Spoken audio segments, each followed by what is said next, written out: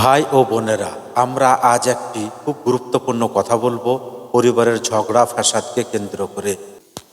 ইসলামের সবচেয়ে বড় পাপগুলোর মধ্যে একটি হলো আত্মীয়তার সম্পর্ক ছিন্ন করা।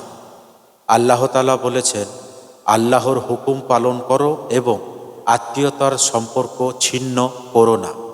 সূরা আল নিসা আয়াত নম্বর 1। রাসূলুল্লাহ সাল্লাল্লাহু আলাইহি ওয়াসাল্লাম বলেছেন, যে আত্মীয়তার সম্পর্ক ছিন্ন করে সে জান্নাতে প্রবেশ করবে না। সহিহ মুসলিম।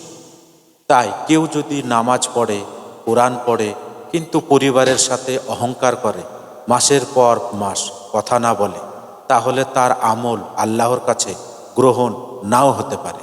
নবী করিম সাল্লাল্লাহু আলাইহি ওয়াসাল্লাম বলেছেন, দুই মুসলমান যদি ঝগড়া করে তবে 3 দিনের বেশি সম্পর্ক ছিন্ন রাখা তার জন্য হালাল নয়। তাদের মধ্যে আগে যে সালাম শুরু করবে সেই শ্রেষ্ঠ। সহিহ বুখারী।